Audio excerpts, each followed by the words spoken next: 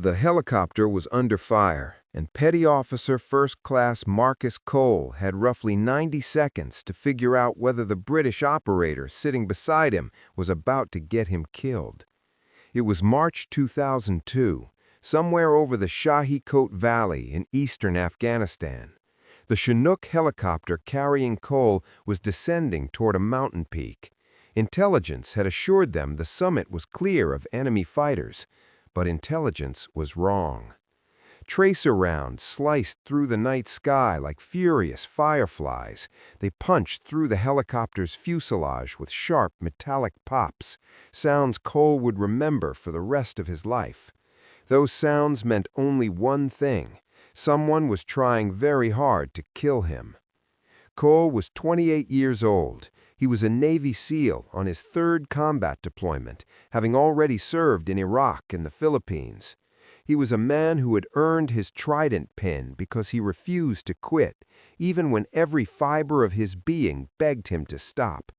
But he had never worked with the British SAS before, and, truth be told, he hadn't really wanted to. Rumors about the British had long circulated within the SEAL teams.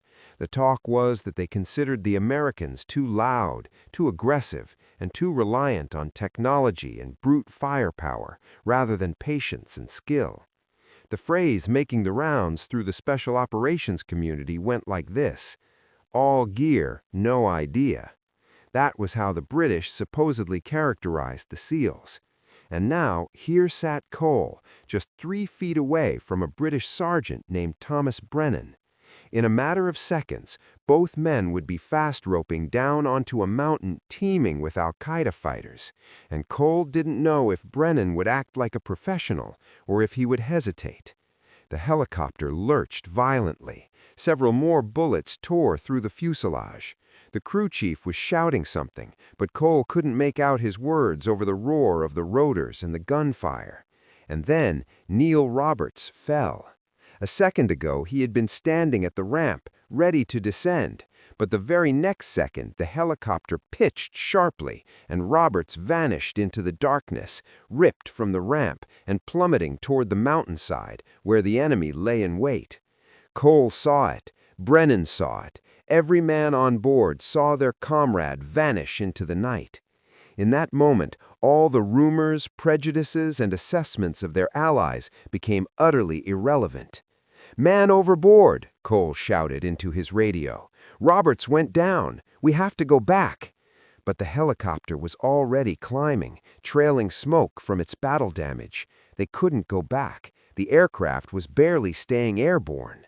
They were forced to execute an emergency landing 7 kilometers from the mountain, and Neil Roberts was left behind, alone. Alone on the summit, surrounded by the enemy, armed with nothing but his rifle and his training. What unfolded over the next 18 hours would claim the lives of 7 Americans. It would validate much of what the British had said regarding American tactics, yet simultaneously it would mark the beginning of a long journey of transformation, a path that 9 years later would lead the SEALs to the most famous special operations mission in history. But first, Marcus Cole had to survive the night, and the British sergeant, the very man he had mistrusted, would soon prove to be the sole reason he made it alive. The helicopter slammed into the ground, skidded across the rocks, and came to a halt at a jarring angle. Cole knew immediately this bird wasn't flying again. He bailed out before the rotors had even come to a complete stop. Raising his weapon, he scanned the terrain. 7 kilometers to Roberts, through mountainous terrain, at night, straight through enemy lines. The SEALs quickly established a defensive perimeter around the crash site. 8 operators, the helicopter crew, and 4 SAS troopers attached to the mission as advisors. Cole watched as Brennan calmly checked on his men, exchanging hand signals. For some reason, that quiet confidence grated on Cole's nerves. Roberts was up there, possibly fighting for his life right now, yet the Brits looked as if they were gearing up for a leisurely stroll. The SEAL team commander, Lieutenant Commander Eric Olson, was on the radio urgently requesting extraction and support. He was trying to get authorization to move toward Roberts, but HQ kept asking questions, verifying intel, pushing the decision through bureaucratic channels. Brennan walked over to Cole. "Your man on the mountain, Roberts, how long can he hold out?" Cole wanted to snap back, wanted to ask what difference it made anyway, but he answered honestly. "He's a SEAL. He'll hold out as long as he can, and then a little longer." Brennan nodded. "Just like ours, then." Those 4 words gave Cole pause. The Brit hadn't spoken with indifference. He understood. Some things were the same for all operators, regardless of their country. Brennan told a story about Sierra Leone, about how one of their men had been cut off. Command had ordered them to wait for reinforcements. They hadn't waited. "We got him out, but we lost 2 of our own. Command called it reckless. And they were right," he added calmly, "but none of us would have done otherwise." Cole looked at him and understood. It wasn't that simple. 4 hours till dawn. 4 hours of waiting. Cole couldn't sit still. He paced the perimeter, checking positions. At 4:30, Brennan approached him again. HQ is still debating the rescue plan. Cole spat out. "While they're debating, he's dying out there." "The problem is the landing zone," Brennan said. "It's a perfect spot for an ambush." "So we're just going to leave him?" "No, but if we rush in blindly, even more men will die." Cole exploded. "You call that stupidity?" Brennan replied calmly. "I think your teammate is most likely dead already, and I think the rescue team is about to fly right into that same trap."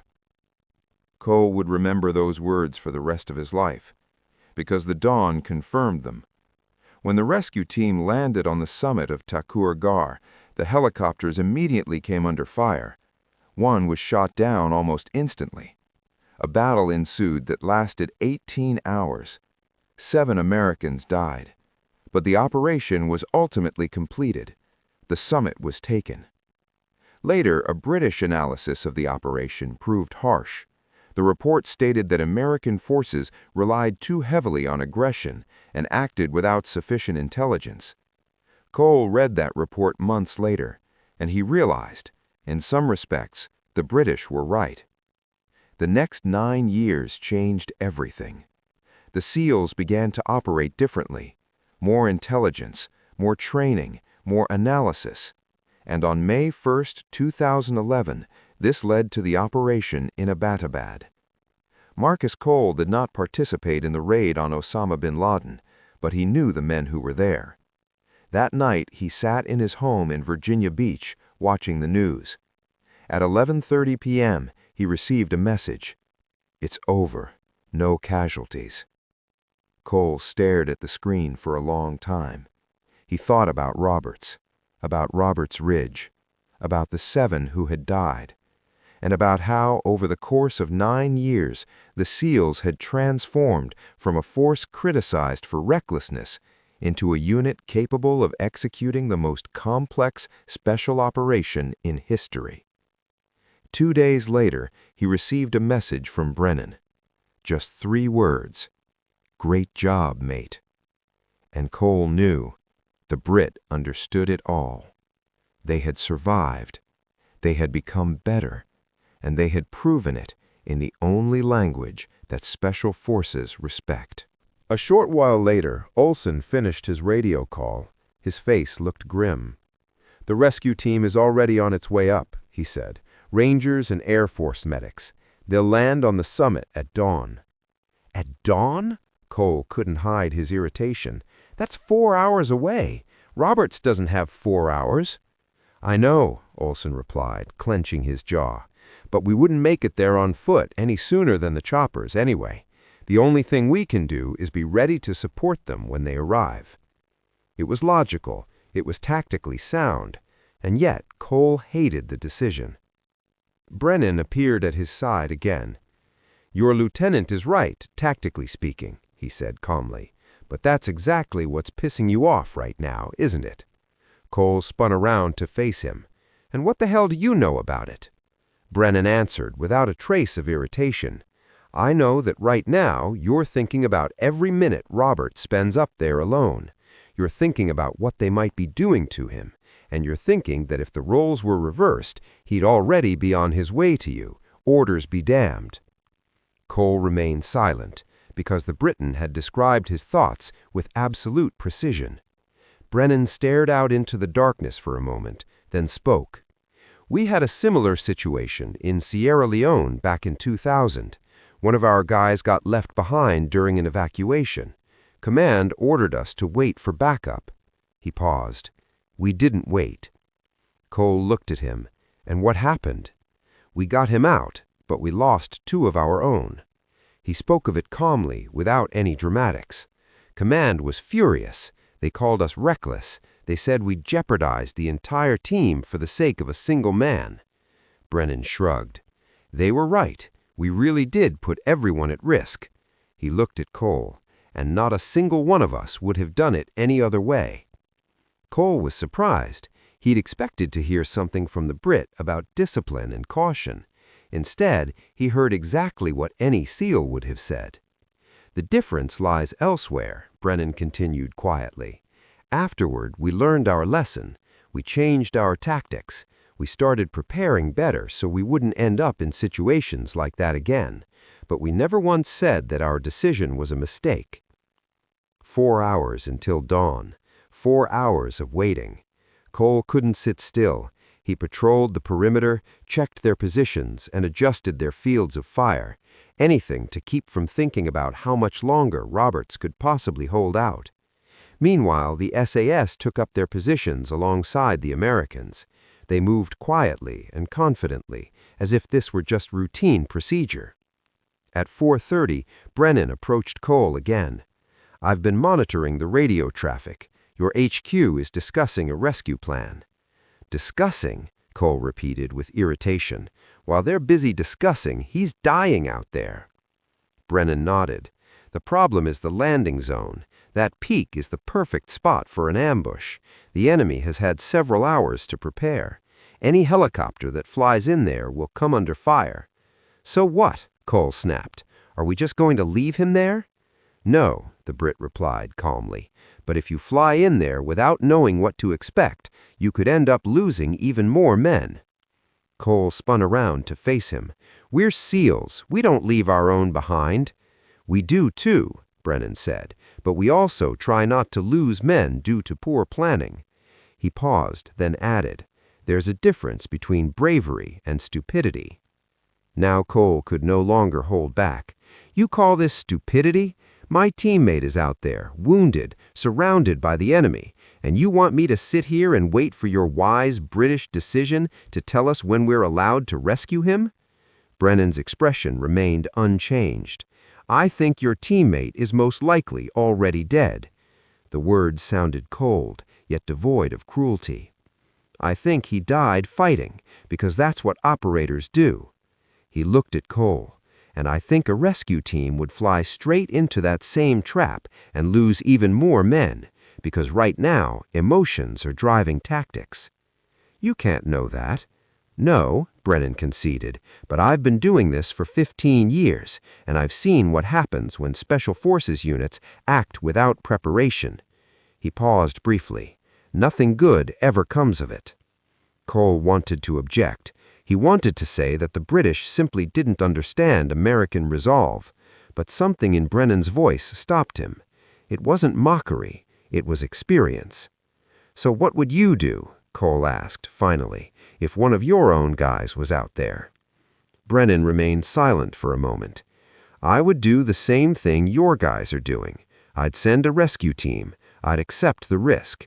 I'd probably lose men." He looked at Cole. "But I would understand that we were paying the price for our own haste." Cole remembered that conversation for the rest of his life. Not only because Brennan turned out to be right about so much, but because, for the first time, someone had explained the cost of American aggressive tactics, not as a taunt or a criticism, but as a simple reality. The Briton wasn't mocking the SEALs. He understood that sometimes an aggressive solution is the only possible one, even if the price for it is paid in lives. Sometimes there are things people are willing to die for. Comrades, brothers in arms, the certainty that you will never leave one of your own behind. The British understood this too. They just spoke about it differently. Later, Cole would learn that Neil Roberts had lived for roughly 30 minutes after his fall. He fought until he ran out of rifle ammunition. Then he continued the fight with his pistol. When that too ran dry, he fought hand-to-hand against the militants who ultimately overwhelmed him by sheer force of numbers. Al-Qaeda militants filmed his final moments. Later, that footage was circulated among jihadist groups for propaganda purposes. But Roberts died the way SEALs live and die. He fought to the very end. He died alone, but he was not abandoned, for the men who should have been by his side were already planning how to reach him, even knowing that doing so might cost them their own lives. Such is the cost. That is how the world of special operations works. The willingness to die for one another is sometimes the very thing that brings about death. Brennan called it honesty. Cole would later call it clarity. Dawn. Dawn arrived, bringing blood with it. The rescue force, Army Rangers and Air Force combat controllers touched down on the summit of Takur Ghar in the first rays of the rising sun. They were flying straight into the very same zone where Roberts had died just a few hours earlier. And everything unfolded exactly as Brennan had predicted. The first helicopter took a direct hit from a rocket-propelled grenade almost immediately. Cole listened to the radio traffic from the crash site, situated 7 kilometers from the summit. He heard only fragments of the chaos, explosions, screams, and urgent calls for fire support. The helicopter slammed violently into the mountainside. 3 Americans died in the crash. The survivors, Army Rangers and Air Force combat controllers, found themselves pinned down by enemy fire, attempting to fight their way up the slope against well-fortified enemy positions. The situation was rapidly spiraling into a catastrophe. A second helicopter arrived, bringing reinforcements, but with them came fresh casualties. The Battle of Takur Ghar devolved into an 18-hour nightmare. The heroes of that battle. Technical Sergeant John Chapman, an Air Force combat controller, fought his way to within point-blank range of an enemy bunker. He was mortally wounded, yet even then he continued to fire, providing cover for his fellow troops. Later, drone footage would reveal something incredible. Chapman, who had been presumed dead, rose to his feet and continued the fight for over an hour longer before finally succumbing to his wounds. For this act of valor, he was posthumously awarded the Medal of Honor. He became the only Air Force combat controller to receive this award since the Vietnam War. Corporal Matthew Commons and Sergeant Bradley Crows, both Army Rangers, were killed while storming enemy positions in an effort to relieve the pressure on their comrades. Specialist Mark Anderson lost his life while attempting to carry a wounded soldier to safety under enemy fire. Sergeant Philip Swittock died when his helicopter was struck. 7 Americans died that day. 7 men who had flown in to rescue Neil Roberts. 7 men who had entered a kill zone because the thought of leaving a comrade behind was unacceptable to them. And they paid the price Brennan had spoken of. Listening to the battle. Cole heard it all. Every radio call, every explosion, every moment of the battle in which he could not intervene. Brennan sat nearby, listening to the radio traffic with his British command. At one point, Cole noticed the Briton close his eyes and bow his head slightly. He was not praying. He was simply acknowledging the cost of what was unfolding. When it was over, when the peak was finally taken and the survivors evacuated, the toll was heavy. 7 dead, Neil Roberts, John Chapman, and 5 others who had come to rescue them. Technically, the mission had been accomplished. The peak was under control. but the cost had been monstrous. Later, a British analysis of the operation circulated through classified Special Forces channels, and it was unsparing. The report stated that American forces demonstrated a characteristic tendency to rely on aggressive tactics. The rescue operation had been launched without adequate reconnaissance. Intelligence failures resulted in several helicopters being struck by enemy fire from positions that should have been neutralized beforehand. Speed and force, traditional American strengths, had led to avoidable casualties. The report concluded, American Special Operations Forces often choose action over analysis. While this approach sometimes yields results, in the context of Afghanistan, it can lead to disaster. If the methodology does not change, such losses will recur. Cole will read this report several months later when he returns home, and then he will begin. The most important thing is taking place: reappraisal. Marcus Cole read the British analysis of the operation several months after returning home. By then, he was already being tormented by nightmares, and he found himself asking, with increasing frequency, questions about how the SEALs had operated and exactly what had gone wrong on that mountain. The British were right. Not about everything, but enough that it was impossible to ignore. The battle on Roberts Ridge became a textbook example of how aggressive tactics, unsupported by adequate intelligence, can lead to disaster.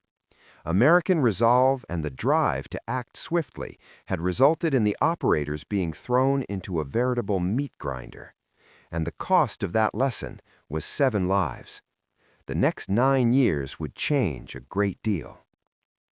Iraq, 2004. Cole remained with the SEAL teams. In 2004, he was deployed to Iraq. He arrived in Fallujah just 3 weeks before the second major assault on the city.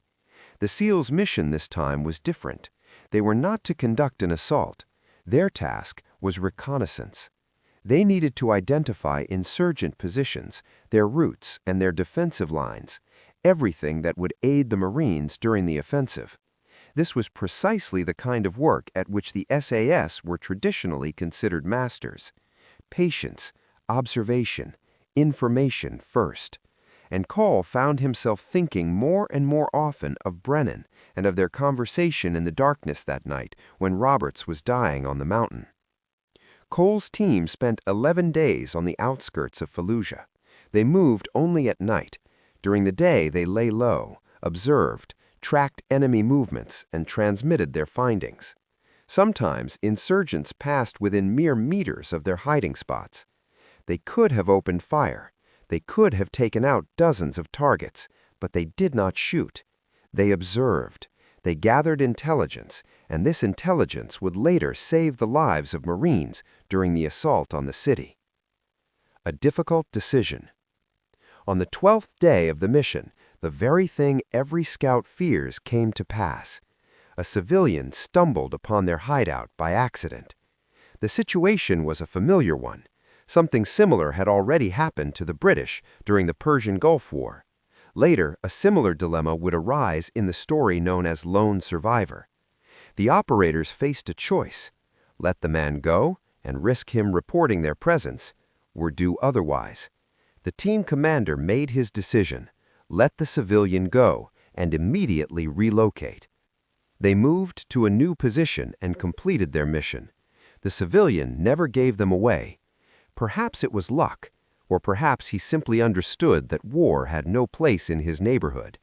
But Cole knew full well, in a different situation, the outcome could have been entirely different. Afghanistan, 2006.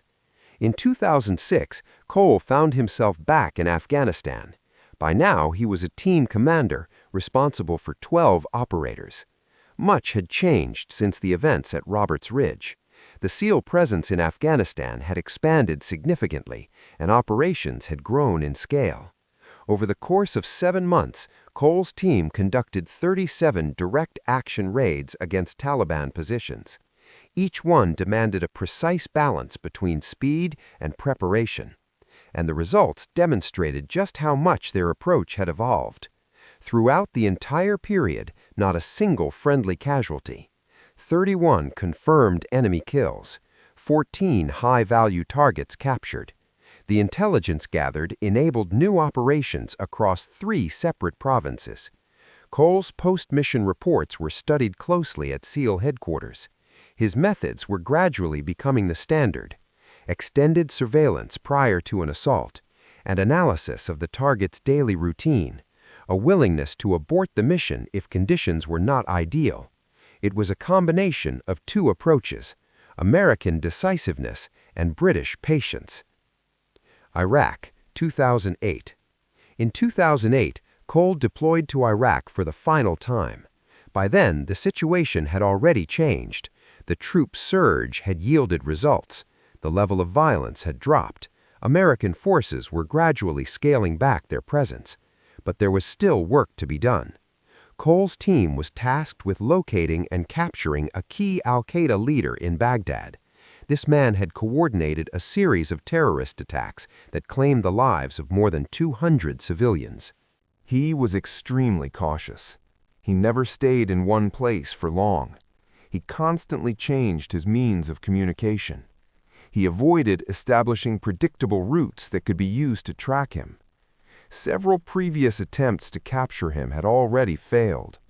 Other SEAL teams had stormed buildings where he was believed to be hiding, but each time it turned out the target had slipped away just hours before the operation began. It seemed as though he knew about the raids in advance. Cole decided to take a different approach. Instead of hunting for the leader himself, he began to study his inner circle, his couriers, his safe house keepers, his financiers. Gradually, he constructed a relationship map, a network of individuals through whom information flowed. It took 3 months. 3 months of surveillance, 3 months of waiting, 3 months of patience, a quality the 2002 version of Cole simply would not have possessed. But in the end, it paid off. When the SEAL team finally launched their assault, the target had been inside the building for only about 2 hours. At 03, they burst inside. There were 8 rooms, cleared in 90 seconds. The terrorist was hiding behind a false wall that no one had previously discovered. The assault was quintessentially American, fast, brutal, and overwhelming. But the 3 months of preparation followed a purely British methodology. And that combination worked. The target was captured alive.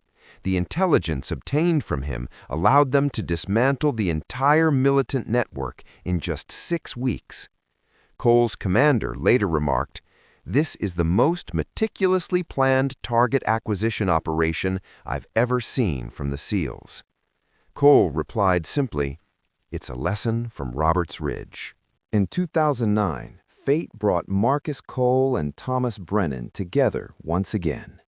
They found themselves at the same forward operating base in Helmand Province, Afghanistan. Much had changed in the intervening years.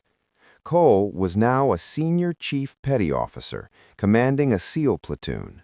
Brennan had become a warrant officer, leading an SAS patrol team. They hadn't seen each other since that night in 2002. The night everything went wrong. They met in the base's mess hall. Both were now in their 30s. New lines had etched themselves onto their faces, and they carried the weight of another 7 years of war. Gray had begun to streak Brennan's temples. Cole walked with a slight limp, a reminder of an IED blast in Ramadi. Brennan looked at him and smirked. "You look terrible." Cole replied, "You look even worse." They sat down at a table over a meal that tasted like cardboard, talking about trivialities at first, but gradually the conversation inevitably circled back to the matter at hand. "Roberts Ridge still haunts you," Brennan said. It wasn't a question. Cole nodded. "Every day." Brennan looked surprised. "But you weren't even on the summit itself. You were 7 kilometers away." "That's exactly why," Cole replied. "I heard it all over the radio. close enough to understand exactly what was happening, but too far away to do anything about it. He paused, and all that time we knew the operation was being rushed. We were sending men straight into a trap because we couldn't stomach the thought of having to wait. Brennan studied him intently. "If you had waited, acted the British way," he said, "Roberts would have been dead regardless. He died long before dawn. That couldn't be changed." Cole nodded. "But the other 7?" He didn't finish the thought, and he didn't need to. Brennan leaned back in his chair. "Here is what I've learned in 20 years of service," he said. "The British way of conducting operations isn't better than the American way. It's just different." He continued, "We operate more cautiously because we have to. We have fewer men, fewer resources. We can't afford to lose operators. And you?" He looked at Cole. "You have more manpower, more hardware, more capabilities. You can afford to act aggressively." Cole gave a wry smile. "That's a funny way to put it." "It's an honest way," Brennan replied. He leaned forward. "The question isn't who is right. The question is whether you know how to adapt, to be patient when patience is needed, and aggressive when aggression is required." He paused. "Roberts Ridge called for patience, but your men used aggression." "And now?" Cole asked. Brennan smiled slightly. "Now I look at your teams and I see something different. You're still fast, still loud, still aggressive." He raised a finger.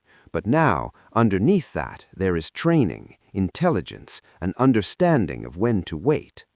Cole nodded. "We learn from our mistakes. That is exactly what professionals do." Joint operations. Over the next 3 months, the SEAL platoon, commanded by Cole, and Brennan's SAS patrol conducted 11 joint operations. They attacked Taliban positions. An Afghan official was rescued from captivity. A network responsible for planting improvised explosive devices on roadways was dismantled. That first joint operation set the tone for their entire collaboration. The target was a Taliban field commander who had orchestrated a series of ambushes in which 14 British soldiers had lost their lives. British intelligence had been tracking him for months. They had pieced together a complete picture of his movements, but the assault itself demanded speed and decisiveness, qualities at which the Americans excelled. Cole and Brennan planned the operation together. "Your team secures the perimeter," Cole said. "Block all escape routes." Brennan nodded. "And your guys go through the door." Cole smirked. "We are pretty good with doors." "Can't argue with that," the Brit replied. The operation. The operation began at 2 in the morning. An SAS team quietly took up positions around the compound, cutting off all potential escape routes. 1 minute after their signal, a SEAL platoon launched the assault. An explosion. The gates were blown apart. The Americans stormed inside. The movement was swift and brutal, lasting a mere 47 seconds. The target was in a back room. He reached for his weapon, but didn't have time to raise it. He died without ever realizing what had happened. 3 of his bodyguards were eliminated alongside him. The compound was completely cleared in less than 2 minutes. But the operation was not yet over. As the SEALs began to prepare for extraction, Brennan's voice crackled over the radio. "Contact from the north, 15 to 20 fighters, 3 minutes out." Taliban reinforcements were closing in. Cole quickly assessed the situation. His team could get out before the fighting started, but the SAS positions would remain exposed. He made the decision instantly. "Hold your positions. We're coming to you." Instead of evacuating, the SEALs took up positions alongside the British. They established interlocking fields of fire.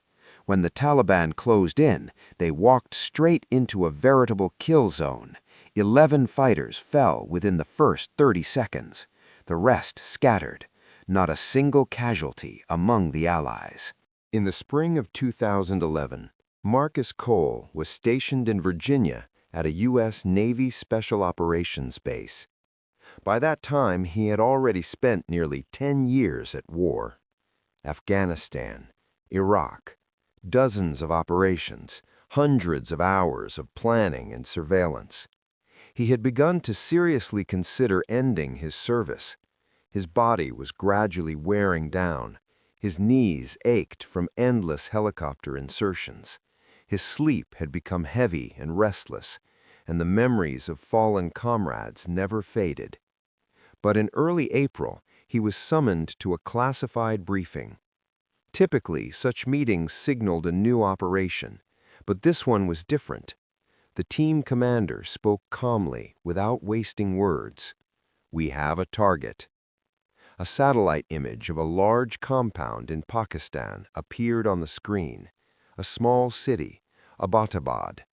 High walls, gated entrances, unusual security measures. The compound had no internet access. The residents used no telephones. Trash was not hauled away. Instead, it was burned right on the premises. But most importantly, the courier. For years, CIA intelligence had been tracking a man who might be the link to the world's most wanted terrorist. This courier made regular visits to this very house, and now analysts were all but certain Osama bin Laden was inside the compound. Cole listened to the briefing in silence. He didn't need anyone to explain what this meant. 10 years of searching, 10 years of war, and perhaps it would all end in a single night. Preparation. The operation took several weeks to prepare.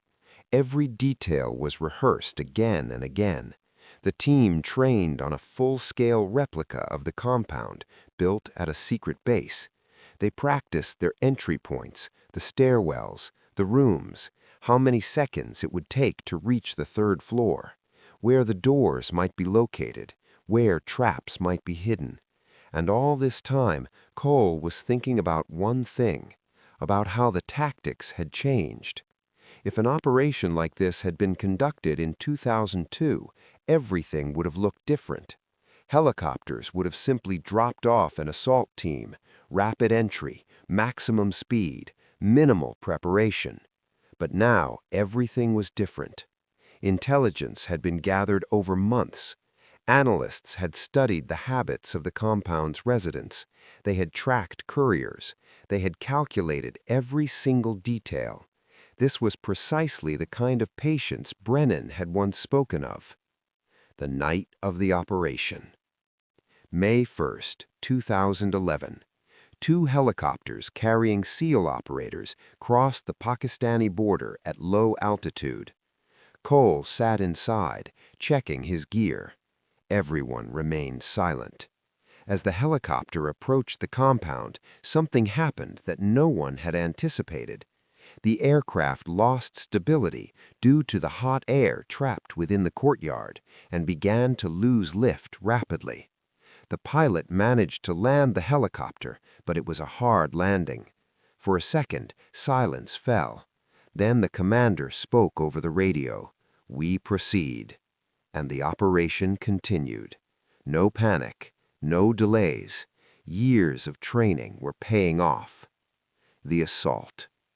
The team quickly breached the courtyard. The first group blew the entrance door to the main building. Rooms were cleared one after another, the first floor, the second. Resistance was minimal. A few individuals attempted to fight back and were eliminated. Cole moved up the stairs alongside his team. The third floor. There stood the final door. Behind it lay the target they had been hunting for 10 years. The door opened.